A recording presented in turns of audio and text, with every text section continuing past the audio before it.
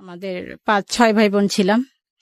তারপর মানে আমার বড় 2 বোনকে বিয়ে দিছে, তারপরে 2 ভাই, তারপর মানে আমি পঞ্চম, তারপরে আমার ছোট বোন। জন্ম জেলা কোথায় আপনার? জি, জন্ম জেলা লালমনিরহাট। লালমনিরহাটে। আচ্ছা। তারপর 2 বোনে বিয়ে হয়ে গেছে, তারপর 2 ভাই ছোট ছিল, আমি ক্লাস 5-এ ছিলাম, তখন মায়ের হাতে পুরো সংসার, 4 জন আমরা। যাই হোক, আমার আম্মু চাকরি করছে, আমাকে লেখাপড়া শিখাইছে, সবাইকে শিখাইছে। আব্বা নাই দেখে আমাকে কলেজে মানে ভর্তি করার পরে বিয়ে দিয়ে দিছে। বিয়ের পর ওখানে লালমিহাটে থাকা হয় নাই, হাজবেন্ড নিয়ে নারায়ণগঞ্জে চলে আসলাম। এখানে তো বেবি হইলো, ছেলেটা হইলো রিফাত, যাকে নিয়ে বলতে চাচ্ছি। ও হওয়ার পর 8 বছর পর আর একটা ছেলে হইলো, আর রিফাতের বয়স এখন 25 বছর, আর একটা ছেলে বয়স এখন 17 বছর। রিফাত যখন ক্লাস 10-এ পড়ে, রিফাত ছোটবেলায় খুব ভালো ছিল, খুবই ভালো, শান্তশিষ্ট, ভদ্র, ব্রেন ভালো ছিল। ক্লাস 10-এ ওঠার পর ও আর স্কুলে যায় না। টেস্ট দিছে, টেস্ট পরীক্ষা যখন দিবে তখন আর ও স্কুলে যায় না, হঠাৎ করে। হ্যাঁ, তো আমরা জানতাম না। ওর ক্লাসমেটরা এসে বললো যে আন্টি ও স্কুলে যায় না। ও কি ব্যাপার, ও তো সকালে স্কুলে বের হয়ে যায়, বিকালে 4টার সময় ঠিকই বাসায় আসে। তখন আমি খোঁজ নিলাম, গিয়ে দেখি বা জানতে পারি যে ওই কোনো আপনার কি ওই পুকুর এই টাইপের কোনো নীরব নির্জন জায়গায়, জনমানবহীন নীরব নির্জন জায়গায় চুপ করে বসে থাকে। খোঁজ নিয়ে জানলেন নাকি আপনি খোঁজ নিয়ে? হ্যাঁ, জানার পর আমি নিজে গিয়ে দেখছি, চুপচাপ বসে ছিল, ব্যাগটা স্কুল ব্যাগটা পাশে ছিল। কোথায় ছিল এটা? কোথায় ফার্স্ট টাইম কি দেখলেন আপনি সেটা বলেন। পুকুরের পাশে, গাছের নিচে। আবার কোন মসজিদের ছাদের উপরে কোনায় চুপচাপ, যেখানে কেউ যায় না, নীরব একদম, মানে মানুষের মধ্যে থাকবে না। তারপরে বাসায় আনার পর কোনো বাড়ির ছাদে, 5তলা বা 6তলা এরকম ছাদে, তারপরে নিয়ে আসলাম যে কি ব্যাপার, না আমার স্কুল ভালো লাগে না, আমি স্কুলে যাব না।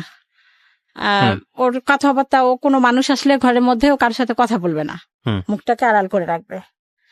তো আর একটা আমার বই ছিল, মৃত্যুর পরে কিয়ামতের আগে, এই বইটা খুব পড়তো, আর কেউ আসলে ওই বইটা দিয়ে মুখটা ঢেকে রাখতো। নামাজ কালাম পড়া শুরু করলো হঠাৎ করেই।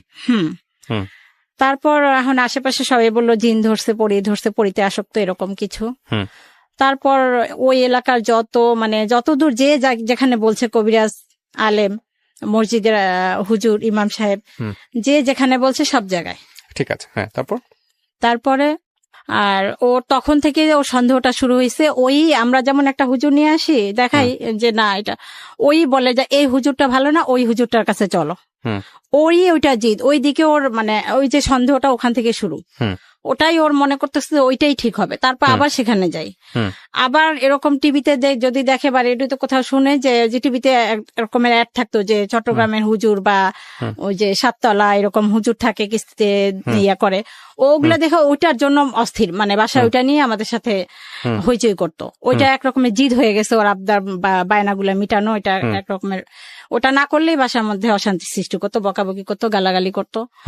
তারপর ওইরকমই করার পর দেখি যে না, আমার কাছে মনে হলো যে এটা তো ওর শরীর সবকিছু ঠিক আছে, অথচ এরকম বলতেছে।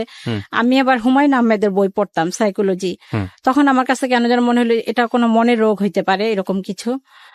তারপর ওই যে চট্টগ্রামের কোনো হুজুর টিভিতে যদি অ্যাড দেখে যে অমুক হুজুরের কাছে বা ওইরকম কোনো ইয়ার কাছে গেলে ভালো হবে, ওইটার জন্য বায়না করতো, প্রচুর বায়না করতো। তারপরে ওকে আমরা নিয়ে আসলাম যে না, ঢাকা পপুলার নিউরোলজি ডাক্তার দেখাইলাম। আচ্ছা, ওখানে দেখানোর পর উনি যে মেডিসিন গুলা দিল, তারপর ওগুলি 2-3 দিন খাওয়ার পর ওর মানে একটা সাইড এফেক্ট থাকে, যেটা আগে বুঝতাম না, এখন বুঝি। বমি টমি করতো, গ্যাসটা হতো, এরকম অজ্ঞান হয়ে পড়ে থাকতো, খুব প্রচুর বমি টমি করতো, আর শরীর এত মানে উইক দেখা যাইতো, এতটাই। তখন ওইটা বন্ধ করলো, ও খাইতে চাইলো না, আমিও আর বুঝি নাই তখন যে না, খাওয়াইলে সমস্যা হইতে পারে, আমিও বন্ধ করছি, যে ছেলে এরকম হলো, যে না তাহলে মনে হয় মানুষ যেটা বলে জিন পড়ে এরকমই কিছু হতে পারে। তারপর আবার ওই আর একটা বায়না করলো কি, যে ওর মুসলমানি করানো হয় না। আমরা ছোটবেলায় যে মুসলমানিটা করছি, এটা এক ধরনের ওর মানে সন্দেহ, যেটাও সন্দেহ করবে ওইটাকেই। হ্যাঁ, আপনাদের ছোটবেলায় যেটা হয়েছে সেটা ওর মনে করতেছে ঠিক নাই, ও মনে করতেছে যে ও যেটা মনে করবে ওটাকেই সঠিক মনে করে, যে সেটা ওর পরের বিষয়। আপু কি বললো, ঠিক নাই? হ্যাঁ, হয়নি, আবার নতুন করে করতে হবে। আচ্ছা, তো বুঝাইলো, বুঝে না, ঠিক আছে কোথায় করবা, তখন একটা ফার্মেসির লোককে দেখাই দিল, সেই লোকের কাছে ওর বাবা নিয়ে গেল। ওই লোক ওই দিন বিকালে ছিল না, তখন আর আব্বু বললো এই লোকটা নাই, তাহলে আরেকটা ফার্মেসির দোকান পাশে আছে, ওনাকে দেখাই। তো ওনাকে দেখাইছো, উনি বলছে ঠিক আছে কালকে নিয়ে আসেন, 1000 টাকা লাগবে। ঠিক আছে, এটা আরো 7-8 বছর আগের ঘটনা। তারপর ও পরের দিন রাত্রে আসছে, ও সকালে ওর আব্বু ডিউটিতে যাবে 8টার সময়, ও বকতেছে ওর আব্বুকে, বাজে বাজে বকা দিতেছে, যেগুলো কখনো করে নাই। হ্যাঁ, যে তুই আমাকে নিয়ে গেলি না, মানে যত রকমের রাপ ভাষায় বলা যায়, যেগুলো উচ্চারণ করা আমার পক্ষে সম্ভব না। তো ওর আব্বু বলতেছে আমি তো নিয়ে গেলাম, সেই লোক ছিল না, আমি কি করব বলো। এই কথা বলার সাথে সাথে ও উঠে ওর আব্বুকে মানে গেট দিয়ে বের হয়েছে, এরকম বের হয়েছে, একটা ঘুষি দিছে। হ্যাঁ, যেটা কখনো এর আগে করে নাই। 7-8 বছর আগের গল্প, 10 বছর বলতে গেলে। হঠাৎ করে ঘুষি দিছে, খুবই ভালো ছিল, হঠাৎ করে এরকম ঘুষি, আর ওর ঘুষির আওয়াজটা এমন হয়েছিল 3 তলা থেকে সবাই চলে আসছে। ওরে বাবা, এত বৃষ্টি আওয়াজ হয়েছিল, এত মানে মনে হয়েছিল যে ওর সাথে 10 জন মানুষ ওর সাথে পারবে না। মানে চেহারা দেখার পরে ওর সামনে যে ওকে এসে আটকাবে, এই সাহসটা কারো হয় নাই। সবাই দূরে থেকে এমন একটা ভাবমূর্তি ওর ভিতরে চলে আসছে, কেউ সবাই দূরে আছে। আমরা বলতেছি যে আপনারা ধরেন না কেন, ধরেন, ওর আব্বুকে মারার চেষ্টা করতেছে। তখন আমি কি করছি, ও এইদিকে তাকায় আছে, ওইদিকে ওর আব্বুর সামনে, আমি পিছন থেকে মনে হলো যে যাই হোক আমি একটা লাঠি দিয়ে ওর মাথায় আঘাত করি, নাহলে ওকে থামানো যাইতেছে না, মানে আরো মারবে এরকম অবস্থা, এরকম একটা ওর আব্বুর সাথে ইয়া করতেছে। তখন আমি পিছন থেকে, ও কিন্তু এইদিকে তাকায় আছে, আমি লাঠি নিয়ে আসছি, ও ওইদিকে ওর আব্বুর সাথে কথা বলার পর মোচড় দিয়ে আমার লাঠিটা নিয়ে আমাকে মারতে আসছে। আচ্ছা, এই জন্য এইসব বিষয়ে মানুষ বলে যে জিনের ইয়া এরকম। আসলে কিছু মানে এমন কিছু মানে বিষয় দেখছি ওর, মানে যেটা আসলে লজিক্যালি হওয়ার কথা না, সেটা চলে আসে ওর অ্যাটিটিউডের মধ্যে। আজকের এই গল্পটা খুব সেনসিটিভ একটা গল্প, একটু মনোযোগ দিয়ে শুনবেন শেষ পর্যন্ত, কারণ উনি যেই বিষয়টা নিয়ে এখানে কথা বলছেন, উনি সাফারার এবং ওখান থেকে ওভারকাম করেছেন। তো আমার মনে হয় যে সবার একটু মনোযোগ দিয়ে শোনা উচিত, কারণ সন্তানের যাতে এই রকম সমস্যা হলে বা পরিবারের মেম্বারদের যদি এরকম সমস্যা হয়, আজকের এই গল্পটা থেকে আপনারা অনেক বড় একটা সাজেশন পাবেন। জি, তারপর কি হলো? তারপর ও আমাকে যখন মারতে আসলো, আমি তো ও জানি যে ও একটা মাইর দিলে আমি শেষ, কিভাবে যেন কেউ একজন এসে ধরে আটকাইতে পারছে তখন ওকে, ওর আব্বুই মনে হয় আসছে সাহস করে। তারপর আমি চিন্তা করলাম যে না, এ সম্ভবত গাঁজা টাজা খাইছে, নাইলে এরকম উত্তেজিত হবে কেন, এরকম কোন নেশা টেশা করছে, চলো আমরা একে পুলিশে দিয়ে আসি। তারপর আমরা ওকে নিয়ে থানায় গেলাম, মানে ও ছিল ও ছিল ওর আব্বু সহ থানায় গেলাম। ওনারা বললো যে থানায় যে যাচ্ছেন ও কি জানতো যে আমাকে থানায় নিয়ে যাওয়া হচ্ছে? হ্যাঁ জানতো। আচ্ছা, তা ও কি বলতেছিল? কিছুই না, ওর কোনো ভয় ভীতি, কোনো ফিলিংস, কোনো আবেগ কিচ্ছু নাই। আচ্ছা, একটা রোবট। তারপরে থানায় গেলাম, ওরা মানে কেউ একজন বাসার পাশে বললো যে এভাবে যদি আপনারা বলেন নিবে না, আপনাদেরকে বলতে হবে ও মানে আসক্ত এবং একটা কোনো কিছু ওর পকেটে রেখে দিতে হবে, এরকম কিছু। এখন এটা তো খুবই কঠিন। ওই রাতটা, ওই দিনটা যে আমার কিভাবে কাটছে এটা কাউকে বুঝাইতে পারবো না, যে আমার ছেলেকে আমি মিথ্যা একটা কথা বলে পুলিশের কাছে ধরাই দিচ্ছি, কারণ আমরা সেফে থাকার জন্য। কিন্তু কোনো একটা মা মিথ্যে কথা বলতেছি যে জিনিসটা কি একটা নেশা জাতীয় একটা ওষুধও নিয়ে আসছে ওর আব্বু, যে ওইটা বিছানা রাখবে, পুলিশকে বলবে যে ওইটা খায়। সেই রাতটা অনেক কষ্টেই গেছে। যাই হোক, তারপর ছেলেকে ভালো ভালো খাওয়াইছি, কালকে ছেলেকে নিয়ে যাবে পুলিশ এসে। তারপর পুলিশ আসলো, তো আল্লাহ পাকের অশেষ রহমত, পুলিশটা সম্ভবত খুব ভালো লোক ছিল। আমি পুলিশ আসার পরে আমি বাইরে গিয়ে, মানে আমার ছেলে মনে হয় মারা গেছে এরকম, আমি ডেকে নিয়ে আসছি, আমি কান্নাকাটি করতেছি বাইরে। তো পুলিশ এটা শুনছে হয়তো বা, তখন ওর মাকে ডেকে নিয়ে আসেন, আমাকে নিয়ে আসছে। কি ব্যাপার, আপনি নিজে গেলেন, আবার আপনি কান্নাকাটি করতেছেন? তখন আমি বলে ফেলছি যে স্যার, ওর তো এটা জানি না। তখন উনি বলল যে এরকম তো মানসিক সমস্যা, এটা হইতে পারে, আপনারা ডাক্তার দেখান। উনি আমাদেরকে পাঠাই দিল। মানে উনি নিল না, অ্যারেস্ট করলো না, উনি নিজে ওই মুহূর্তে আমার ছেলেকে বললো যে আপনি নিয়ে যান হাসপাতালে। তখন আমি পিজি হাসপাতালে নিয়ে আসলাম। পিজি হাসপাতালে নিয়ে আসার পর ওখানে ওরা ভর্তি করতে বললো। এর আগ পর্যন্ত ডাক্তার কবিরাজ সমস্ত, এর আগ পর্যন্ত শুধু কবিরাজের কাছে, শুধু নিউরোলজি ডাক্তার দেখাইছি। তখন ওইটা অনেক আগে, তারও 1-1.5 বছর আগে। তারপরে মেডিকেলে নিয়ে আসলাম। মেডিকেলে নিয়ে আসার পর ওখানে ওরা 10 দিনের জন্য ভর্তি রাখলো, এবং ডাক্তার আমাকে তখন ওরা জানাইলো যে আপনার ছেলের একটা রোগ, এই রোগের নাম সিজোফ্রেনিয়া, মানসিক রোগ, প্যারানয়েড সিজোফ্রেনিয়া। Paranoid schizophrenia. কত বছর আগে এটা জানলেন?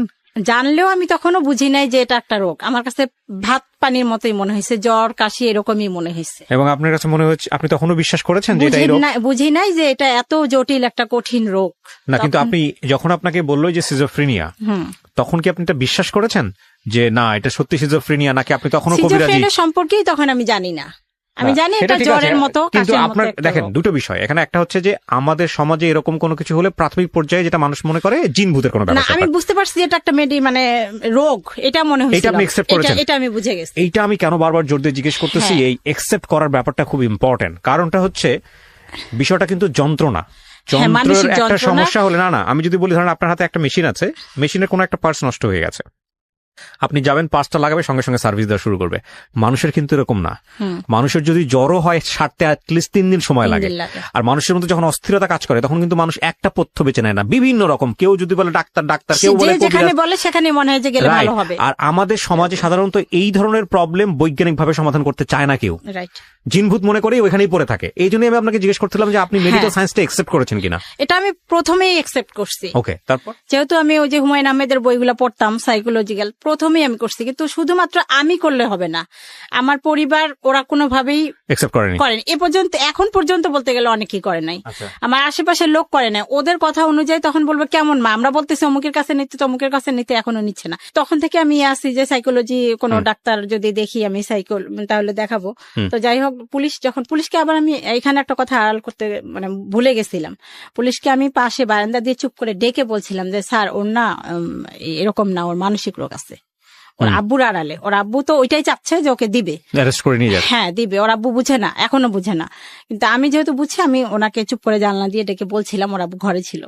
তখন উনি বলে ঠিক আছে আপনি ভিতরে আসেন। আসার পরে উনি তারপরে এই যে পাঠাইলো ওর আব্বুর কাছে বলে। তারপর খাওয়া দাওয়া ঘুম এগুলোর মধ্যে কোনো দেখছিলেন ওই সময়টাতে? ঘুম ছিল না, ওই সময়টাতে ঘুমাইতো না, কোনো ঘুম ছিল না। সারা রাত বাইরে যাইতো, ছাদের উপরে চুপ করে বসে থাকতো।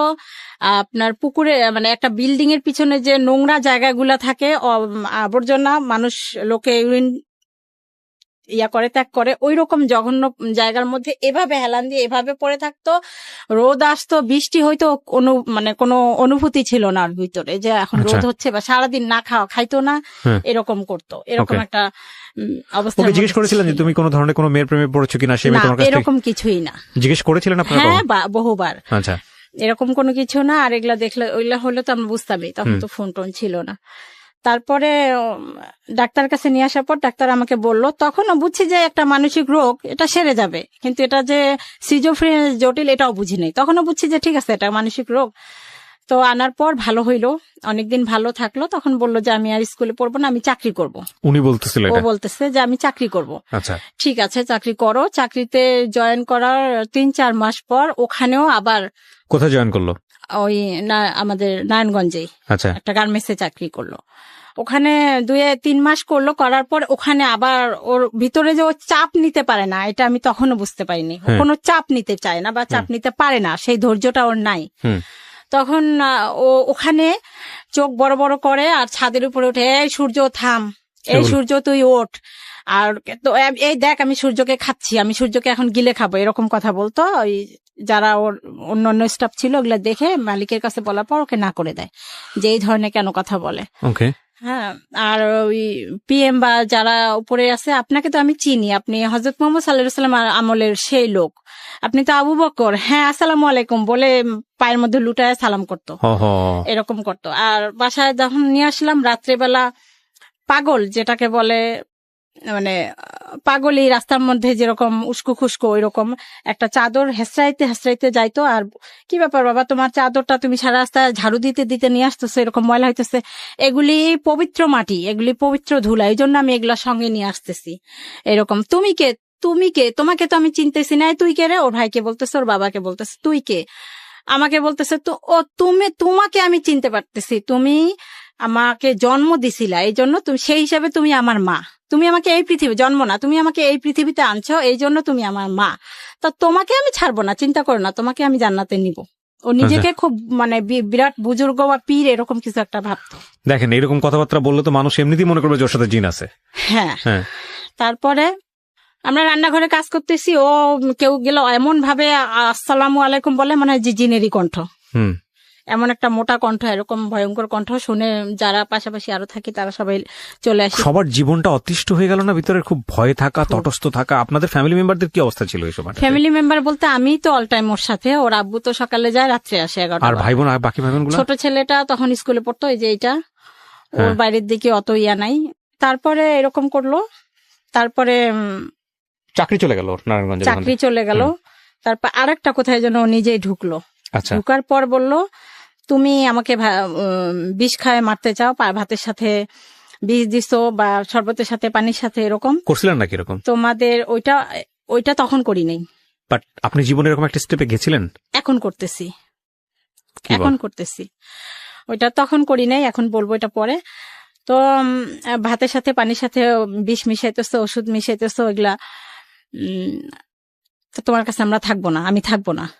1 মাস পরে যখন বেতন পাবে, ওই তার আগের দিন বলতেছে 6 তারিখে বেতন পাবে, 5 তারিখে আমি তোমাদের সাথে থাকবো না, আমি অন্য একটা মহিলার বাসায় ঠিক করছি, ওখানে থাকবো, ওখানে খাবো।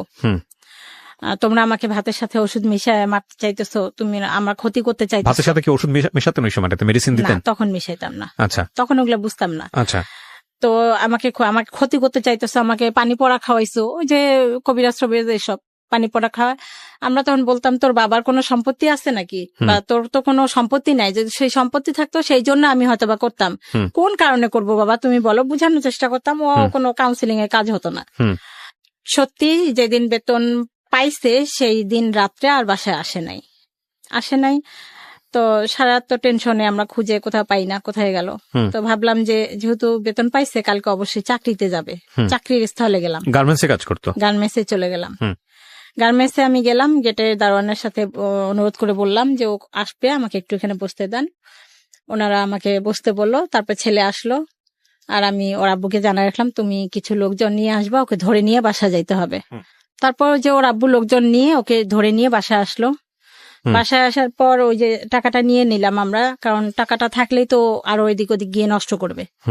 নিয়ে নিলাম, সেইটাই হচ্ছে বড় অপরাধ। কেন টাকা নিলাম? ওই 6,000 না, ওর কাছে 6 লাখ টাকা, ওটা এখনো বলে কেন টাকা নিচ্ছ। আচ্ছা। তো সেই জন্য 2-3 দিন পর এলাকার একটা গুন্ডা টাইপের কবির নামে এক লোক, আমার নামটা ঠিক মনে নেই, কবির নামটাই দিলাম। তো ওটাকে গুন্ডাই বলে এলাকার মধ্যে সবাই। ওনার কাছে গিয়ে বিচার দিছে যে অমুক, আমার হাজবেন্ডের নাম, ওর আব্বুর নাম এবং আমার নাম ধরে বলছে যে ওরা আমার টাকা নিচ্ছে। আচ্ছা।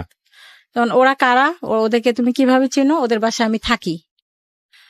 তারপরে সেই লোক ওর আব্বুকে ডাক দিছে। ওই লোক যেই জায়গায় থাকতো, একটা মাঠের উপর 3 তলা একটা ছাদের উপরে, আমরা যেটা এলাকায় শুনতাম যে উনি গাঁজা টাজা মদ এই টাইপের কিছু খায়, এবং ওই মাঠ দিয়ে যদি মানে এলাকার মানুষের ভাষা অনুযায়ী যেটা শুনতাম যে কোনো মেয়ে ওই রাস্তা দিয়ে গেলে উনি তাকে ধরে, বা কোনো মানে কোনো লোক মোবাইল টোবাইল নিয়ে গেলে ছিনতাই করে, এই টাইপের কিছু শুনতাম। ওই লোক ওর আব্বুকে ডাক দিল রাত্রে 11টার সময় যে আমার এখানে আসো। ওই 3 তলা, ওই নির্জন মাঠের এক কোন ওই বিল্ডিংটা, ওখানে 3 তলার আব্বুকে নিয়ে গেছে। যে তুই এই ছেলের টাকা নিছিস কেন, এরকম একটা ধমক টমক দিছে, মারবে এরকম কিছু। তোর আব্বু বলে, এই তো আমার ছেলে টাকা আমি নেবো না, আর ওর একটু সমস্যা আছে, এখন ওকে টাকা দিলেও থাকবে না, বা চলে যাবে, কোনো একটা নষ্ট করবে, বা গাঁজা টাজা কিছু খাইতে পারে। তখন আমাদের ধারণা ছিল গাঁজা টাজা কিছু খায়, এরকম কিছু। তো এই জন্য আমাদের সাথে রাফ বিহেভ করে, এরকম কিছু। তারপরে সেই লোক বললো, তোমার ছেলে কি প্রমাণ আছে? এখন আপনি বলেন যে, তারপরে উনি বললো যে ওর মার কাছে যান। তখন উনি বললো যে ঠিক আছে, আমি আসতেছি, পরের দিন আপনারা যান। তারপরে উনি পরের দিন আমার কাছে আসলো। আচ্ছা। সেই লোক আসার পর তখন আমাকে দেখার পর ছেলের কাছে পরে আমার সাথে কথা বললো। কথা বলার পরে চলে যাওয়ার পরে আশেপাশে আরো 2-1 জন, আমি এখন ওনাকে কিভাবে প্রমাণ দিব যে এটা আমার ছেলে? কেন, আপনাদের কোনো ফ্যামিলি ছবি নাই ওই এলাকায়? আমি ছেলেকে 10 বছর, ছেলেকে প্রমাণ করার কি আছে? আশেপাশের লোকজনকে জিজ্ঞেস করলি? হ্যাঁ, ওই ছেলে তো ওইখানে জন্ম হয় নাই। আচ্ছা। জন্ম হয়েছে চৌধুরী বাড়ি, আমি থাকি নারায়ণগঞ্জ। আচ্ছা। চিটাগাং রোড চৌধুরী বাড়ি ওদিকে। ওকে। আর ওখানে ওকে নিয়ে গেছি 10 বছর বয়সে। সেই বয়স থেকে যারা চিনে তারাই। আমি আমাকে আমার ছেলের পরিচয় দেওয়ার জন্য আরেকজন লোকের কাছে পরিচয় দেওয়ার প্রমাণ দিতে হবে, এমন একটা কঠিন সিচুয়েশন। তখন আমি বললাম যে আমি ওদেরকে ছোটবেলায় নিয়ে আসছি, অমুকের কাছে গিয়ে আপনি জিজ্ঞাসা করেন। উনি জিজ্ঞাসা করছে। এরপর ছেলে প্রতিদিন ওই লোকের কাছেই যায়। আচ্ছা। সারাদিন থাকে না, রাত্রে থাকে না। ওর আব্বু আর আম্মু সারা রাত খুঁজি। রাত্রে একটা কুকুরও যদি ঘেউ ঘেউ করে, মনে হয় যে রাস্তায় হয়তো বা ওকে কেউ মারছে, কেউ খুন করছে, হয়তো বা রাস্তায় লাশটা নিয়ে কুকুর চিল্লাচিল্লি করতেছে, টানাহাসটা করতেছে, এরকম একটা টেনশন থাকে। ওর আব্বুকে বলে ওর বন্ধুর বাসায় বা যত যাদের সাথে খেলাধুলা করতো তাদের বাসায় গিয়ে দরজার সামনে লাইট জ্বালা জুতা চেক করতাম যে এর ঘরে আমার ছেলে আছে কিনা। অত রাতে তো ওকে ডাকা যায় না, কার না কার ঘরে গেছে, কোথাও খুঁজে পাইতাম না। পরে শুনতাম, দিনের বেলা পরে শুনতাম হয়তো ওই ফরিদ ওই লোকের কাছে গেছে, অথবা পরে আস্তে আস্তে দেখলাম যে ও কোনো বাড়ির ছাদের চিপায় চুপ করে শুয়ে থাকে রাতের বেলা, বা কোনো মসজিদের ছাদের চিপায় নির্জন এলাকায় এরকম চুপচাপ শুয়ে থাকে, বাসায় আসবে না, বা দিনে সারাদিন নাওয়া খাওয়া নাই। বেশিরভাগ সময় ওই লোকের কাছেই থাকতো, ওই গুন্ডাটার কাছেই থাকতো। 10-5 টাকা হয়তো বা দিত। আমার রাত্রে দিলে তো একটা বিশাল টেনশন তখন, যে এই লোক না জানি আমার ছেলের হাতে ছুরি ঢুকায় ধরাই দিয়ে বলে যে ওই লোকটাকে খুন করে আয়, বা মোবাইলটা চুরি করে নিয়ে এরকম কোনো অন্যায় কোনো কাজে নাকি ওকে জড়িত করে, নাকি ওকে কিছু খাওয়ায়, এরকম একটা বিশাল টেনশন। কিভাবে এই লোকের কাছে আমি আমার ছেলেকে উদ্ধার করব। তারপর ছেলেকে উদ্ধার করার জন্য ওই লোকের কাছে ফোন দেই। তখন ওই লোক আমাকে এরকম একটা কথা বলে, মানে কথার ইয়াতে বোঝা যায় যে ওনাকে আমার মানে ওনার ইচ্ছা পূরণ করতে হবে, এরকম কিছু একটা। এই ছেলের জন্য ছেলে ওখানে পাশে ছিল সম্ভবত, কথাগুলা শুনছে। তখন আমি ওনাকে স্ট্রেট জবাব দিলাম যে দেখেন, আপনি যদি এখন আমার ছেলের গলায় ছুরিও দিয়ে আমাকে বলেন ছেলে মারা যাক, ছেলের মৃত্যু একদিন হবে, আল্লাহ নিবে, আমি আপনার ওই কথায় কোনোদিনও মানে রাজি হব না।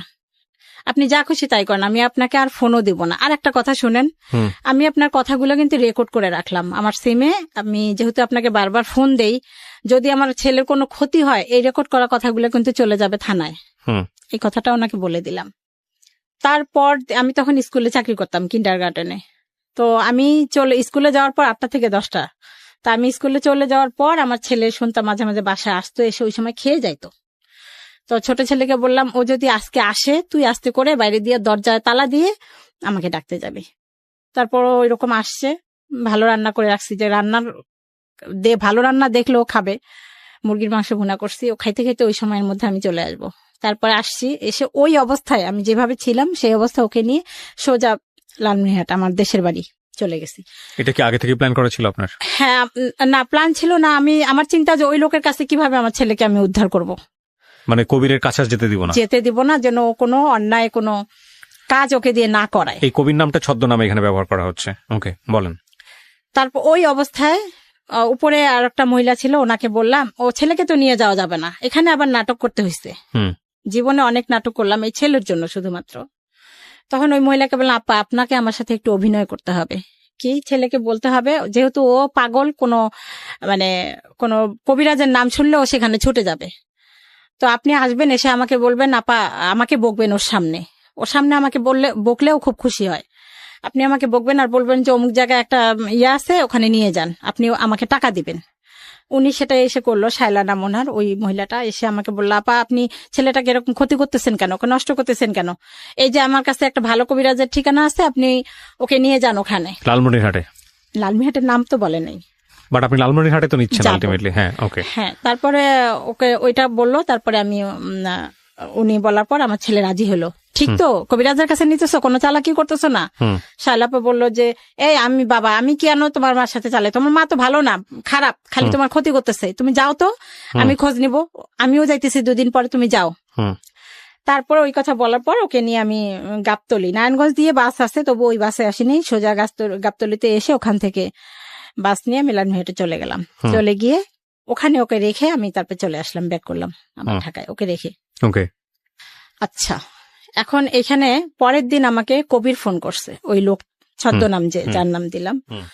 হ্যাঁ, আপনার ছেলে কি অবস্থা, এখন যে ফোন দেন না, আপনার ছেলে যে খোঁজ খবর নেন না। তা বললাম, না আপনি তো, উনি এখন এটা জানে না যে আমার ছেলেকে আমি রেখে আসছি, আমার ছেলের খবর নেওয়ার জন্য উনি আমাকে হিসাবে ব্যবহার করছে। তখন আমি বলছি যে আপনি যা খুশি তাই করেন, আমার ছেলেকে আমি আনতে যাব না। তো উনি পায় নাই আমার কাছে, আমি ছেলে আসা ছেড়ে দিয়েছি। ওইরকম ছেলে আমার দরকার নেই, যে আপনার মতো একটা গুন্ডার কাছে গিয়ে থাকতে পারে, আর আপনার মতো গুন্ডা এই ধরনের কথা আমাকে বলতে পারেন। আমি ছেলেকে ছেড়ে দিয়েছি, আপনি যা খুশি তাই করেন। তারপরে অনেকদিন পর, কয়েক মাস পর আমার ছেলেকে নিয়ে আসা হইলো ওইখানে।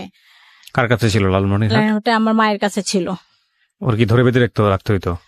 তখন মাঝে মাঝে ও ভালো হয়ে যাইতো, অটোমেটিক ভালো হয়ে যাইতো মাঝে মাঝে, খুব নরমাল আচরণ করতো। মা আর একটা বিষয়, ও বাইরের কারোর সাথে কোনো খারাপ কখনো করেনি, কখনো এই পর্যন্ত করেনি। ইন্টারেস্টিং। তারপর হ্যাঁ, অন্যান্য এই সিজোফ্রেনিয়া অন্যান্যরা করে, কিন্তু এর বেলায় সেই জিনিসটা এখন যায় নাই। তারপরে ওখানে মার কাছে রাখার পর মা মনে হয় কবিরাজ টবিরাজ দেখাইলো, দেখার পর ওখানে কবিরাজ বলছে ওর সাথে 3টা শয়তান আছে, একটা ভালো শয়তান, একটা খারাপ শয়তান, এরকম নানান কিছু। তারপরে আসলো বাসায়, কিছুদিন ভালো ছিল। তারপরে আবার ঢাকা মেডিকেলে ডাক্তার দেখাইলাম, ওখান থেকে আবার ট্রিটমেন্ট করলাম, করার পরে আবার ভালো হইলো। ও বাসায় আসার পর, লালমিয়া থেকে ঢাকায় আসার পরে আবার অসুস্থ হয়ে গেল, আবার সে আগের মতো। তারপর আবার ইয়াতে ঢাকা পিজি হাসপাতালে নিয়ে ট্রিটমেন্ট করলাম, ট্রিটমেন্ট করার পর আবার সুস্থ হইলো। মানে কিছুদিন ট্রিটমেন্ট করলে ভালো থাকে, আবার কিছুদিন পর ও যখন ভালো হয়ে যায় তখন আর ওষুধ খাইতে চায় না, যে আমি ভালো হয়ে গেছি, আমি ওষুধ খাবো কেন। তারপর আবার একদিন হঠাৎ করে ও বললো আমার বুক জ্বালাপাড়া করে, আমার অস্থিরতা লাগে। তখন ঢাকাতে, লালমিনহাটে। হ্যাঁ, লালমনিরহাটে, সরি এই নারায়ণগঞ্জে। নারায়ণগঞ্জে। তখন আলটিমেটলি আপনার বাসায় থাকে না কবিরের সঙ্গে? হ্যাঁ, চলে আসছে।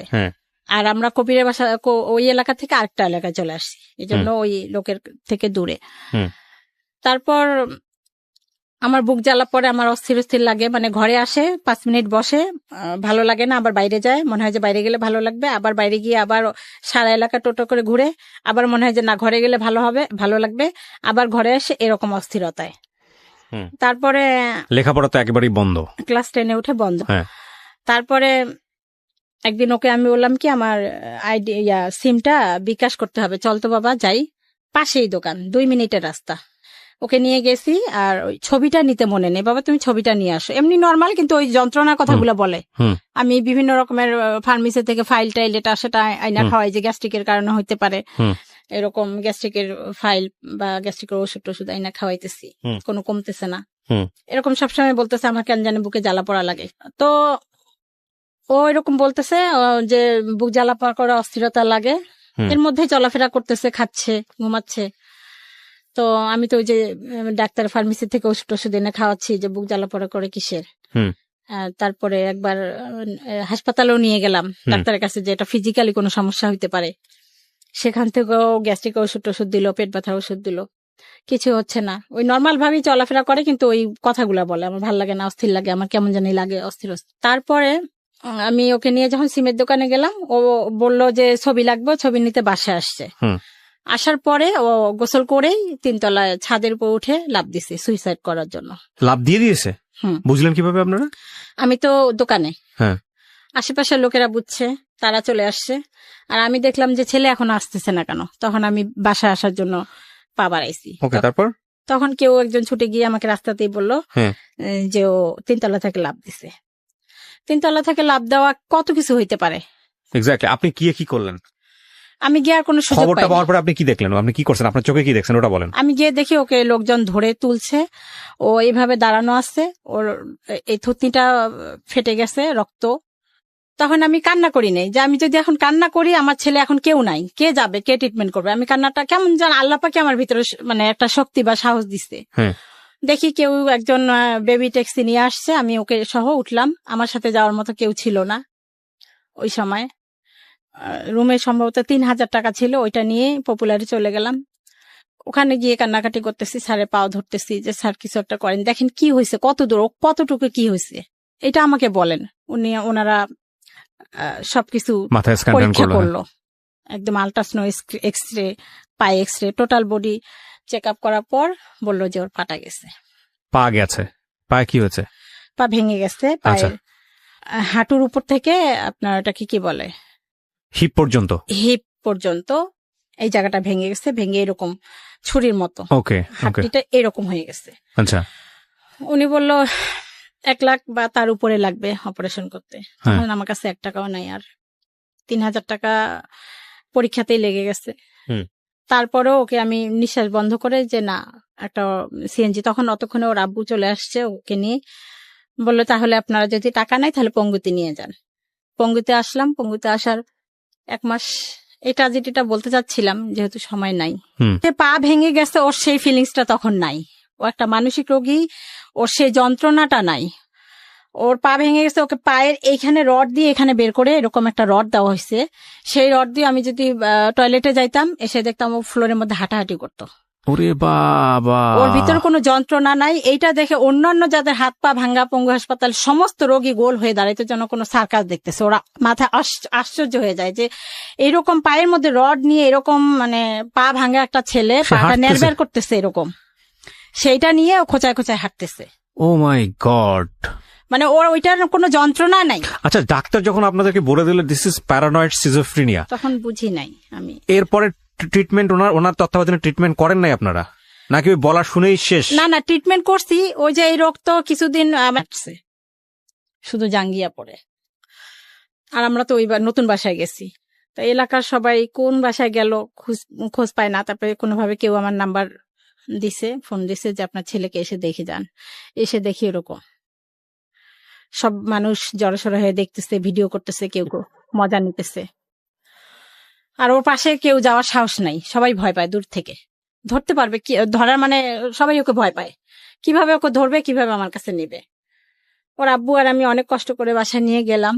নিয়ে যাওয়ার পর তখনও বুঝে নাই ও কোন ইয়াতে গেছে, কেন এটা হলে এখনো বুঝি, আজও জানি না। বাসায় নেওয়ার পর ও যখন রাত্রে বিছানা থেকে নেমে টয়লেটে যাবে, ও যেভাবে পাটা দেওয়ার দরকার অন্যভাবে পাটা দিয়ে ধাম করে ওয়াল শোকেসের উপর পড়ে ওয়াল শোকেসের গ্লাসগুলো ভাঙলো। ইচ্ছা করে ভাঙে নেই, ও কিন্তু পড়ে গেছে, অ্যাবনর্মাল, ওর শরীর একদম লুজ হয়ে গেছে। আবার আমরা ধরতে যাই, শুধু এইটুকু মনে আছে আমাদেরকে এইভাবে বলতেছে সর, মানে আওয়াজও বেশি একটা নেই, মুখ জড়ায় জড়ায় কথা বলতেছে। আবার ও অন্যদিকে হাঁটতেছে, যেদিকে বাথরুম সেদিকে না গিয়ে অন্যদিকে হাঁটতেছে, সেখানে পড়ে যাচ্ছে। ড্রেসিং টেবিলে পড়ে ড্রেসিং এর গ্লাসগুলো ভেঙে ফেললো। তারপর জোর করে ধরে যখন বাথরুমে নিলাম, ওই কলের পরে কলটা ভেঙে ফেললো। তারপর নিয়ে আসলাম, তখন বললাম যে ও তো খাইতে দিলাম, ও খাওয়া এখানে ভাত, ও অন্য জায়গায় হাত দিচ্ছে। তখন মনে হলো মানে ওর ব্যালেন্সটা নাই, ছেলের চোখগুলাই চলে গেছে, এরকম মনে হচ্ছিল, চলেই গেছিল তখন প্রায়, মানে ও চোখে কিছু দেখে না। আচ্ছা, আপনি আজকে কথার মাঝখানে একবার বলে ফেলেছেন যে মাঝখানে মনে হতো যে ওকে সুইসাইড করার জন্য বা ওকে মেরে ফেলার জন্য কোনো স্টেপ নিতেন আপনারা, যেটা আপনি বলতে চাচ্ছিলেন, আপনি বলেছেন, এখানে রেকর্ড আছে। এটা আর মাথা নাড়ালে হবে না, তাহলে ব্যাখ্যা করতে হবে ঘটনাটা কি। হ্যাঁ, আমি যেটা বলছিলাম, ও যখন বলতো যে তোমরা আমাকে বিষ খায় মারার চেষ্টা করতেছো, সেই বিষটা কি, আচ্ছা, সেইটা ও যেটা সন্দেহ করছে সেই সন্দেহটা এখনো আছে, সেটা এখন করতেছি, সেটা বিষ না, সেটা ঔষধ। আচ্ছা আচ্ছা, সেটা আপনি ব্যাখ্যা করতে চাচ্ছিলেন। তো এরকম হতো, সহ্য তো মানুষের একটা শেষ আছে। আমার নিজেরও একটা বাচ্চা আছে, আমি জানি যে এক্সট্রিম লেভেলে করলে ওর মা মাঝে মাঝে দুই একটা চল লাগাই দেয়। হ্যাঁ, এবং প্রথম দিকে আমি একদমই ওটা সাপোর্ট করতাম না, কিন্তু মাঝে মাঝে মনে হয় যে আচরণ শেখার জন্য কিছুটা প্রহার প্রয়োজন আছে, নইলে একদম এক্সট্রিম লেভেলে চলে যায়, ওয়াইল্ড হয়ে যায়। কিন্তু আপনি কি কখনো গায়ে হাত তুলতেন এই যখন এরকম আচরণ করতো? সেই মানে সেই ইয়াটাই ছিল না, ওকে ধমকও দেওয়া যাইত না, ও 4টা ধমক দিত। মানে নিতে পারতেন, মানে ও যদি কিছু করবেন আমরা যে করবো সেই সাহসটাও আমাদের ছিল না। ওর এমন ভাবমূর্তি হয়েছে, যে মানুষ মৃত্যুর পরোয়ানা করে না, তাকে আপনি শাসন করে কি করবেন? হ্যাঁ, কথা তো এখানেই। একদিন আমি এই তুই এই কাজটা করলি কেন, এখানে একটা থাপ্পড় দিছি। হ্যাঁ, ও আমাকে সাথে সাথে এখানে একটা থাপ্পড় দিছে, আমার কানটা এখনো ফাটা, ভিতরে পড়া ফুটে গেছে। মানে সাধারণ কথার মধ্যেই কেন তুই আমার গায়ে হাত তুললি, আমি তখন বুঝি না যে ওই রকম এক্সট্রিম লেভেলে চলে গেছে। যাই হোক, তারপরে কি হলো? সেই রাত্রে তারপরে ওই অবস্থা, তখন আমি দেখলাম যে ও চোখেও দেখে না, ওর মধ্যে কোনো ব্যালেন্স নাই। ওকে তখন ওকে আমরা বাঁধার চেষ্টা করলাম। ওর আব্বু আর ছেলে ঘুমাই গেল, একবারের মধ্যে ওর আব্বু আর ছেলে ঘুমাই গেছে। তখন ও আমাকে ওকে আমি বুঝাইতেছি, দোয়া টোয়া পড়তেছি, তখন ও আমাকে বলতেছে, আমার পায়ের কাছে বসে বলতেছে, আম্মু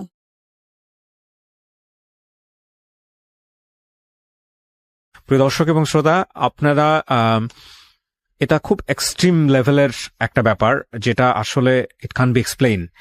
আমি আজকে এই গল্পটাকে এভাবে আপনাদের সামনে উপস্থাপন করছি এই কারণে যে এগুলো আসলে আমাদের গণমাধ্যমে সেভাবে আসে না, বা এগুলো নিয়ে তেমন কথাবার্তাও হয় না।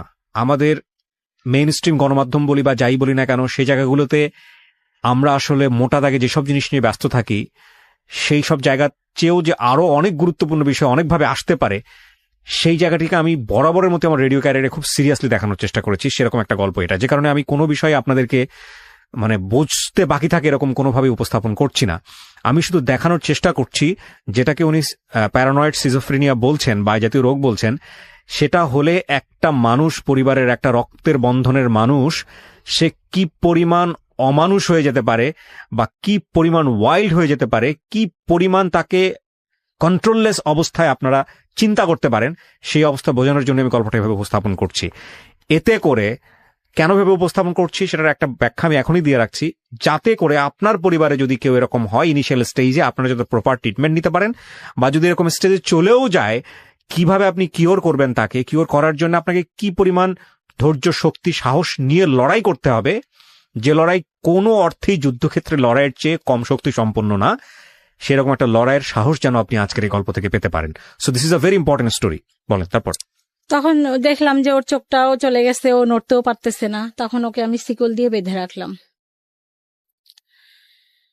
এবং তখন আমি নেটে সার্চ দিলাম যে এই 4টা ওষুধ ওকে খাওয়াচ্ছি, এগুলো আসলে কি। তখন আমি নেট ইউজ করা শুরু করছি মাত্র, তার আগে এতদিন করি নেই।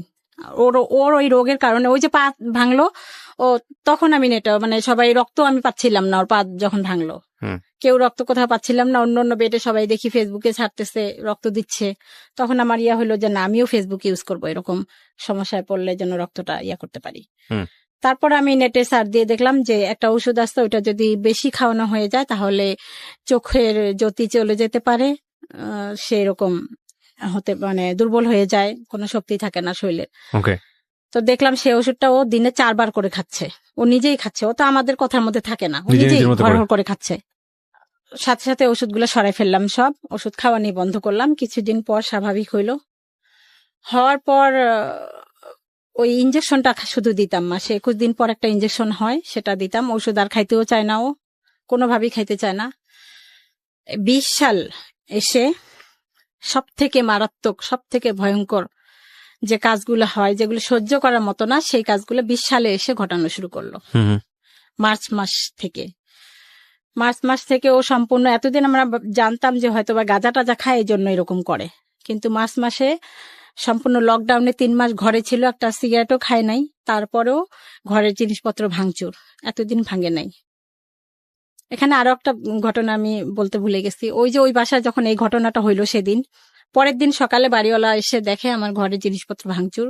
তখন উনি ভাবলো যে নিশ্চয় ছেলেটা ভালো না, এই যে অসুখ এটা বুঝে নেই, আবার শিকলে বাধা, আপনি আজকে এই বাসা ছেড়ে চলে যান, আপনি কেন আসছেন, বা ছেলের এই রোগ আছে আপনি কেন গোপন করছেন, ছেলে তো গাঁজা টাজা খায়, আজকে এই মুহূর্তে বাসা ছেড়ে চলে যান। এখন ওই ছেলেকে আমি সামলাবো নাকি ওর টেক কেয়ার করবো, নাকি আমি বাসা খুঁজতে যাব, না জিনিসপত্র গোছাবো, এরকম একটা কঠিন পরিস্থিতি। ওটাকে অনুরোধ করলাম যে আমাকে একটু সময় দেন, উনি মানলো না, আজকেই চলে যান। পাশে কে যেন পরিচিত একজন ছিল, সে বলল যে না, এই রোগ ছেলেটার এইরকম সমস্যা। ও তারপর 2-3 দিন পর যেটা হয়েছে, ও রুমে থাকতে চায় না, শিকল খুলে দেওয়া হইলো, যখন একটু স্বাভাবিক হইলো, কিন্তু একটু ভালো হয়, কিছুক্ষণ পর আবার অ্যাবনর্মাল হয়ে যায়। ওই পাশে অন্য কারো বাসায় গিয়ে খাবারের যে ডুলি থাকে, রুমে ঢুকে খাবার ডুলি থেকে ভাত বের করে নিয়ে খায়। ওর ধারণা ওইটা আমাদেরই ঘর, কিন্তু ওই যারা ওই বাড়ির লোক তারা মনে করছে যে ও কোনো মানে কি বলে ওগুলাকে, ছিনতাইকারী বা কোনো কিছু হইতে পারে, মানে চুরি টুরি করে যেগুলি, ওরকম কিছু চোর টোর হইতে পারে। ওকে ধরে মারধর শুরু করছে। তারপরে পাশে একটা পরিচিত লোক, ও আরই ওকে মারতেছে কেন, ওর তো সমস্যা আছে, উনি বুঝছে, যার যে পরিচিত লোকের চোখে, তখন ওই লোকে ওকে ছুটায় আমাদের বাসায় নিয়ে দিয়ে আসছে। ওকে আমরা আটকায় রাখতে কোনোভাবেই পারি না। তারপর 20 সালে এসে যে এরকম মারাত্মক অবস্থা, ভাঙচুর করে, আমাকে বলে তোকে বটি দিয়ে টুকরা টুকরা করে মেরে ফেলবো, মানে খুব ভায়োলেন্ট, খুবই মানে অস্বাভাবিক আচরণ হয়ে গেছে। আমার ওর আব্বুকে মারতে চায় ছুরি দিয়ে, কোনোভাবে ওষুধ খাবে না, অনেক কষ্টে, মানে হাসপাতালও আসবে না, ওষুধও খাবে না। অনেক কষ্টে যখন হাসপাতালে নিয়ে আসলাম, যে স্যার ওকে ভর্তি করেন, ও বাসায় মারামারি করে, আমার ছেলেকে মারছে, রক্তাক্ত অবস্থা, তাও আরো মারতেছে, গলা টিপি ধরছে, রক্ত পড়তেছে, মাথা ফেটে গেছে, ছোট ছেলেকে মারছে। ওর আব্বুকেও মারধর করে, আমাকেও মারতে আসতে চায়। টিভিটা নিয়ে একদম ছুঁড়ে আমার দিকে ফেলতে গেল, আমার মাথার উপরে টিভিটা নিচে পড়ে গেল। মোবাইল ইচ্ছা মতো বেশ কয়েকটা মোবাইল ভেঙে ফেলছে। এত উদ্ধত, এত মানে এখন আর কোনোভাবে কন্ট্রোল করা যায় না। 20 সালে এসে কোনোভাবেই আর ওকে কন্ট্রোল করতে পারতেছি না, চূড়ান্ত পর্যায়ে চলে গেছে। ওকে প্রিয় শ্রোতা, ছোট্ট একটা বিরতি নেবার আগে আপনাদের সবার জন্য বলছি, ঢাকা এফএম এর আরো একটি ইউটিউব চ্যানেল যেখানে আপনারা আমাদের এই অনুষ্ঠানগুলোর ভিডিও কন্টেন্ট দেখতে পাবেন। আপনারা সবাই চ্যানেলটি সাবস্ক্রাইব করুন। আমাদের চ্যানেলটির ঠিকানা হচ্ছে www.youtube.com/ILoveDhakaFM। আমার এই অনুষ্ঠানগুলোতে যদি আপনি অংশগ্রহণ করতে চান, আমাদেরকে ফোন করবেন। আমাদের ফোন নাম্বারটি হচ্ছে 09611904904। আমি আবারও বলছি 09611904904। ওকে, ছোট্ট একটা বিরতি। জীবন গল্প।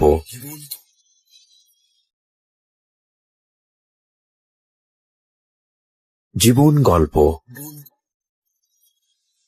Welcome back once again. প্রিয় শ্রোতা, আপনারা শুনছেন জীবন গল্প। আমি আরজে কিবরিয়া আপনার সঙ্গে রয়েছি। আমার এই অনুষ্ঠানগুলোতে যদি আপনি অংশগ্রহণ করতে চান, আমাদেরকে ফোন করবেন। আমাদের ফোন নাম্বারটি হচ্ছে 09611904904। আমি আবারও বলছি 09611904904। ওকে, আমরা যেখানটায় ছিলাম তারপর হাসপাতালে নিয়ে আসলাম, মানসিক হাসপাতালে, অনেক কষ্টে। তখন ও ভর্তি হবে না, ভর্তির কাগজ স্যার লিখে দিছে, ভর্তি হয়ে আরেকটা রুমে যাব। ও চলে আসছে ওখান থেকে, আমাকে রেখেও একাই চলে আসছে বাসায়। এরকম করে একটা মাসে 4 বার এই মানসিক হাসপাতালে আসা হয়েছে। আচ্ছা। আর কোনো বাসেও আসবে না, রিজার্ভ সিএনজি বা এরকম কিছু। এই মুহূর্তে এসে ওর আব্বুরও চাকরি চলে গেছে। আমি আমার প্রাইভেট টিউশনি কিছু করতাম, সেগুলো বলতে গেলে স্কুল বন্ধ থেকে বাদ। আমরা একেবারেই বলতে গেলে পথে নেমে গেছি। তারপরেও নিজেরা যেভাবেই চলি, যেভাবেই খাই, ছেলের ট্রিটমেন্টের জন্য অনেক কষ্ট করে এদিক ওদিক টাকা ঋণ করে ওকে মানসিক হাসপাতালে ভর্তির চেষ্টা যখন 4 বার আসা যাওয়া করলাম, কোনোভাবেই হলো না। আর ওর আরো একটা জিদ যে আমাকে ফার্মেসি থেকে এই ফাইলটা এনে দাও, 300 টাকা 400 টাকা 500 টাকা, এই ফাইলটা এনে দাও, এটা খাবো, এটা 2 দিন খাই, আবার এটা এনে দাও। প্রচুর টাকা, প্রচুর ঋণ হয়ে গেল। কোনোভাবে আর পারতেছি না। তখন ফেসবুকে আমি একটু ছাড়লাম যে আমি আর কি করব, আর পারতেছি না। এখন হয়তোবা আমার নিজেকে শেষ করার মতো একটা পরিস্থিতিতে আমি চলে আসছি, এরকম একটা কিছু লিখছিলাম। তখন আমার ফেসবুকে কিছু মেয়ে ফ্রেন্ড এরা ওখানে পোস্টে কমেন্ট করছে যে আপু, আপনাকে অনেকদিন থেকে দেখি, আপনি প্লিজ লজ্জা পাবেন না, আমাদেরকে একটু নক দিয়েন। তখন নক দিলাম। ফারজান আহমেদ তনু আপু, উনি অস্ট্রেলিয়া থাকে, উনি 40,000 টাকা পাঠাইলো। সেই টাকা নিয়ে তারপরে ওকে কিছু ঋণ দিলাম। দেওয়ার পরে আরো একটা বোন পাঠাইলো 20,000 টাকা।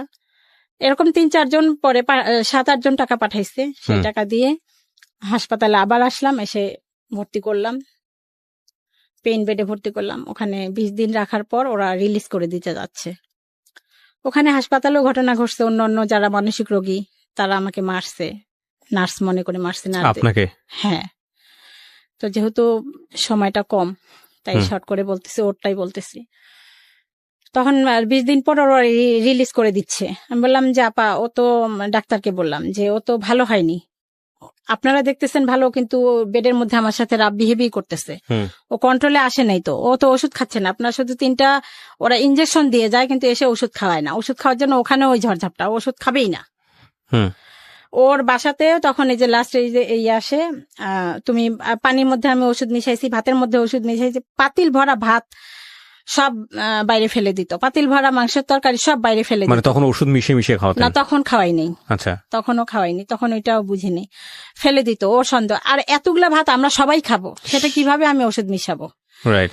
দেখা যায় আমি রান্না করছি, দুপুরে একটু পরে খাবো, ও তার আগে খাইতে গেছে, খাওয়ার পরে বলতেছে তুই ভাতের সাথে ওষুধ মিশাইছিস কেন, বলে সব ভাত থালা দিচ্ছে। এত অত্যাচার করার পর ওর গায়ে হাত তুলতেন না আপনারা?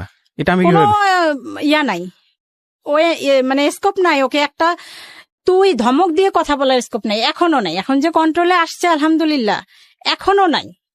যদি কখনো আবার আপনার কাছে আসতে পারি, ওকে নিয়ে দেখবেন একটা কোন রকমের রাগ হয়ে কোনো কথা ওর সামনে বলা যাবে না, এখনো না। এখন আমাদেরকে মানে মানে খুব নম হয়ে থাকতে হয় ওর সামনে, খুব নীরব, খুব সাইলেন্ট এখনো। কিন্তু ডাক্তার তো আপনাদের কোনো না কোনো সাজেস্ট করেছিল, কোনো না কোনো কিছু বলেছিল, কিছু কি বলেছিল? ওষুধটা নিয়মিত খাওয়াই যাবেন, লং টাইম আজীবন ট্রিটমেন্ট করতে হইতে পারে। ওষুধ খাওয়ার পরেও মাঝে মাঝে এরকম উত্তেজিত হইতে পারে, হবে। আর ওর সাথে ওর চাহিদাগুলো মানে ওর মতে মতে থাকার চেষ্টা করবেন। ওর মতে মতে থাকা মানেই টাকার খেলা। ও কোনো ড্রাগ নেয় পরবর্তীতে কি আইডেন্টিফাই করলেন? না, ড্রাগ নেয় না। আচ্ছা। মানসিক হাসপাতালে যখন রাখলাম 20 দিন পর তারপরে ওনারা রিলিজ করে দিল। 2-1 দিন আমি দোষ হচ্ছে যে 2-1 দিন আমি বাসায় চলে আসছিলাম, ওরা গার্জিয়ান রাখতে বলে। ও বাইরে কারো মানে অন্য বেডের কারো কোনো ক্ষতি করে না, তারপরও গার্জিয়ান চলে গেল কেন? আমাকে বাসা সামলাইতে হবে, আমার টিউশনি ছিল, ওই জন্য রিলিজ করে দিল। নিয়ে আসার 7টা দিনও ভালো থাকলো না। তখন অন্য আমি এখন কি করব, আমাকে ভিখারি হইতেই হবে, কোনো উপায় নেই। আমি আবার ফেসবুকে কিছু ফ্রেন্ডদেরকে নক দিলাম, ওরা সাথে সাথেই বললো যে আপনি যে বলছেন এটাই বিশাল। ওনারা কেউ 10,000 কেউ 15,000 এরকম টাকা পাঠাইলো। ওই টাকা দিয়ে আমি রিহ্যাবিলিটেশন সেন্টারে রাখলাম। অনেকে বললো যে ও গাঁজা খায়, বা ওই সেন্টারে মানসিক রোগেরও ট্রিটমেন্ট হয়, প্লাস মাদকাসক্ত দুইটাই হয়। ওখানে তখন রাখলাম। ওখানে 3 মাসের কোর্স একটা, সবাই বলে যে ওখানে গেলে ভালো হবে। ওখান থেকে ফিরে আসার 4-5 দিন ভালো ছিল।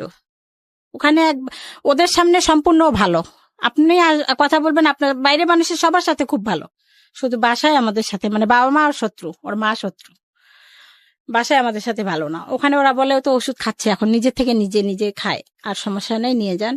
নিয়ে আসলাম। আর এতগুলা টাকা দিয়ে খরচকে বারবার তো আমাদের রাখা সম্ভব না। নিয়ে আসার পরে 4-5 দিন ভালো ছিল, তারপরে আবার সেই রাব বিহেভ। এখন আমি চিন্তা করলাম যে আর রিহাবে ওই একই ওষুধই 3 বেলা খাওয়ায়, মানসিক হাসপাতালে ওষুধই 3 বেলা খায়, একটা জায়গা আটকায় রাখে। আমি আমার ঘরকেই রিহ্যাবিলিটেশন সেন্টার বানাবো। আমি আপনাকে কিছু কোশ্চেন করি, হ্যাঁ, আপনি আমার কোশ্চেনের অ্যান্সার গুলো দেন, তাহলে আপনার গল্পের একটা জায়গায় আমরা আসতে পারবো। কত সালে প্রথমে এই রোগটা ধরা পড়ে ওর? আমার এটা 12 সালে মেবি, 2012 সালের দিকে। আজকে হচ্ছে 21 সাল, 9 বছরের গল্প আপনার। 9 বছরের গল্প 1 ঘন্টা তুলে নিয়ে আসা সম্ভব না, প্রথম কথা হচ্ছে এটা। এবং 9 বছরের গল্পের আপনি যদি একটা দিনের অনুভূতি বর্ণনা করেন, এটা আপনার ঘন্টার পর ঘন্টা লাগবে, এটাও আমি জানি। এখন আমি যেটা বুঝতে পারছি যে ও সাময়িক সুস্থ অবস্থার মধ্যে আছে। ওর বয়স কত হয়েছে এখন আনুমানিক? 25 বছর। 25 বছর। ওর কি বিয়ে শাদী দেওয়ার চেষ্টা করেছেন? এখন করতেছি। এখন করতেছেন। সমস্ত কিছু জানিয়ে যখন আপনারা যান, স্টেপ নেন, তখন কি হয়? বিয়ের জন্য আপনারা কিভাবে স্টেপ নেন? লাইক পাত্রীপক্ষকে সমস্ত কিছু জানান, ওরা ব্যাপারে জানিয়ে তারপরে স্টেপ নেন? হ্যাঁ হ্যাঁ, ও রাজি? এটাই বলছি যে ও এখন মোটামুটি স্বাভাবিক পর্যায়ে আছে। তো আমি এমন একটা মেয়ে চাই যে মেয়েটা খেতে পারে না, এরকম যে ঘটক তাকে বলছি যে এমন একটা অসহায় মেয়ে আমাকে এনে দেন, যে এসে যদি অনেক মেয়ে আছে যারা খেতেই পারে না, পরিবারে মা বাবা বা অন্য জায়গায় বিয়েটি হয়ে গেছে, মানুষের বাসায় কাজ করে খাইতেছে, এরকম অনাথ নিয়ে আসেন, বা লেখাপড়া জানে না, আমি তাকে বাংলাটা শিখাবো, আরবিটা শিখাবো, তৈরি করে নিব আমার মতো। অন্ততপক্ষে যেন এটা ওর জন্য সোয়াব হয়, ওর জন্য ভালো হয়, আমার সোয়াব হবে। আমি তো আছি, আমার তো একটা মেয়ে নাই, মেয়েও লাগে। কিন্তু এখানে কথা হচ্ছে যে এরকম ফ্যামিলিতেও গেছে, তারাও নেয় না। আপনি সেটা বললেন, বাট আমি জানি না আপনার এই উদ্দেশ্য জায়গাটা, আমি জানি না আল্লাহ কার কপালে কি লিখে রেখেছেন, বাট আমি মনে করি এইভাবে চিন্তা না করে বরং অ্যাকসেপ্টেন্সের জায়গা থেকে নর্মালি ট্রাই করা উচিত। আপনার মনে হতে পারে যে একটা মেয়ে যে আসলে অনেক বেশি ঠেকা অনেক দিক থেকে, সে অন্তত এরকম একটা ছেলেকে মেনে নেবে, বিষয়টা এরকম না। বিষয়টা আসলেই এরকম না, বরং আপনি ফাইন্ড আউট করেন এরকম পরিবার, যে পরিবারে অন্তত এই রোগটা সম্পর্কে জানে, বা যারা অন্তত কোনো না কোনো স্টেজে সাফার করে গেছে, তারা রিলাই করতে পারবে। তো আমি নিঃসন্দেহে এটা একটা ভয়ঙ্কর রকমের যুদ্ধ। আমি গল্পের শেষে এসে কি মন্তব্য করবো আমি খুঁজে পাচ্ছি না। তবে কেউ যদি আপনাদের এই গল্প শুনে আপনার সঙ্গে কন্ট্যাক্ট করতে চায়, আপনি যদি তাকে অ্যাকসেপ্ট করেন, তাহলে লিবারেলি আমরা যেটা বলেছি অনুষ্ঠানের শুরুতে, আমরা সেই কাজটা করব, আমরা যোগাযোগ করিয়ে দিব। আর আমি আপনার সমস্ত কিছু এখানে পরিচয় গোপন রেখে, সমস্ত কিছু গোপন রেখে আমি এখানে উপস্থাপন করেছি। আমি চাই না কোনোভাবে আপনার সামাজিকতা ক্ষতিগ্রস্ত হোক। এবং মা হিসেবে আপনি যে কথাগুলো এখানে বলেছেন আপনার সন্তানকে নিয়ে, সেটা প্রশ্নাতীত ভাবেই আমরা বিশ্বাস করব, কারণ মা তো মাই। বাকিটুকু আপনি জানেন কতটুকু সত্য কতটুকু মিথ্যা। তবে আপনি যে ব্যাপারটা বলেছেন যে প্যারানয়েড সিজোফ্রেনিয়া, এটা যদি কেউ গুগলে সার্চ করে, ইউটিউবে সার্চ করে, তাহলে খুব ভালো করে ধারণা পাবে যে আসলে কি হয় এটা হলে। তো প্রিয় দর্শক এবং শ্রোতা, গল্পটা খুব অল্পতেই আমরা শেষ করছি। আপনারা কেউই হতাশ হবেন না, সারা জীবন জুড়েই আপনাদেরকে ট্রাই করতে হবে, এবং এই ট্রাইয়ের জায়গাটা যেন কখনোই আপনারা ছেড়ে না দেন, যদি সত্যিই মনে করেন এই মানুষটা আপনার জীবনের জন্য খুব গুরুত্বপূর্ণ। কিছু বলার আছে শেষে আপনার? আমি এটাই বলবো যে এই রোগ যদি কেউ বুঝতে পারে কোনোভাবে যে তাদের পরিবারে কারো মানসিক সমস্যা আছে, তারা কোনোভাবে যেন ট্রিটমেন্টটা ছেড়ে না দেয়। এটা সকলের কাছে অনুরোধ করেন, মানসিক যতক্ষণ ডাক্তার না বলবে ততক্ষণ যেন ছেড়ে না দেয়, কোনোভাবেই না। যত ওষুধ খাওয়ার পর যত সাইড এফেক্ট হোক, সেটারও আবার ওষুধ আছে, ওগুলি সব খাওয়া। আর একটা হচ্ছে যে এই রোগীদের এই যে এখন মারতে চায়, খুন করতে চায়, ওষুধ একটা বেলা না খাইলে পরের বেলা আবার অশান্তি সৃষ্টি করে, এই ওষুধগুলো খাওয়াইতে আমার অনেক কষ্ট হয়। শিকল দিয়ে বেঁধে রেখে ওকে খাওয়াচ্ছি। এখন বাসায় আমি রিহ্যাবিলিটেশন সেন্টারের মতো করে নিছি, আশেপাশের লোকজনকে ডেকে ওকে শিকল দিয়ে বাঁধি, ও খায়, তারপর যখন নিস্তেজ হয়ে যায় তারপর ওই শিকল খুলে দেই, এভাবে খাওয়াচ্ছি। কখনো এখন যেটা করতেছি ভাতের সাথে কখনো দিচ্ছি, ও বলতেছে এতদিন বলেই আসছে, এখনো বলতেছে তবু আমি দিচ্ছি, দিয়ে দিয়ে ওষুধের সাথে স্যালাইনের সাথে বিভিন্ন কিছুর সাথে দিয়ে দিয়ে ওর ওষুধটা কভার করতেছি। বিধায় আলহামদুলিল্লাহ এখন অনেক মানে ভায়োলেন্ট ভাবটা কমে গেছে। তো বাকি যে নর্মাল যে আচরণগুলা, আমাকে বকাঝকা করা, আমাকে মানে খুন করতে চায়, আমাকে বকা দেয়, গালাগালি করে, এগুলি কন্টিনিউয়াসলি তো আপনি তো ওর সাথে থাকতেছেন অ্যাটাচমেন্টের জায়গাটা। যেহেতু এই রোগের কোনো মানে এই মানসিক রোগের কোনো পুনর্বাসন কেন্দ্র বাংলাদেশে নাই, শুধু 2টা হাসপাতাল, একটা মানসিক হাসপাতাল শ্যামলীতে আর একটা পাবনায়। শ্যামলীতে তো গার্জিয়ান থাকতে হবে, পাবনায় থাকবে না। পাবনায় দিও কি, আমি আমার আশেপাশে যাদের কাছে শুনলাম ওরা পাবনা থেকে রিটার্ন এসে আজীবন ট্রিটমেন্ট করতেই হয়, আর ওরা ওষুধেই খাবে না।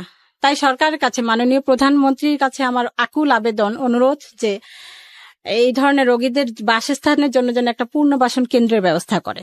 তাহলে আমার মতো এরকম অনেক মানে পরিবার আছে, তারা একটু স্বস্তি পাবে। কেউই চায় না যে পাকা রাস্তার মাঝখানে দাঁড়ায় থাকতে, যে এইখানে বাস আসতে পারে, ট্রাক আসতে পারে, সবসময় একটা আতঙ্কের মধ্যে থাকতে হয় ওকে নিয়ে, কখনো কোন কাজটা করে বসবে। একটু সময় বের করে আজকে আপনার কাছে আসছি, এর মধ্যে বারবার ফোন দিচ্ছি এবং ও ফোন দিচ্ছে, এটা আমার ভিতরে অনেক একটা টেনশন, না জানি কি করতেছে। আজকে ডাবল ওষুধ খাওয়াই আসছি এই জন্য, যেন কোনো কিছু না করে। ওকে, প্রিয় দর্শক এবং শ্রোতা, শেষ হয়ে হলো না শেষ, অদ্ভুত এক গল্প। এই গল্প হয়তো আজকে রাতে অনেকেরই ঘুম কেড়ে নেবে, তবে আমরা দোয়া করি কারো পরিবারেই যেন এরকম না হয়। যদি হয়েই যায় তবে মনে রাখবেন, জীবন একটা যুদ্ধক্ষেত্র, আমৃত্যু সেই যুদ্ধ আমাদের করে যেতে হয়, এবং কখনোই যেন আমরা নিজের জায়গাটা থেকে নিজেকে সেই জায়গাটায় কম্প্রোমাইজ না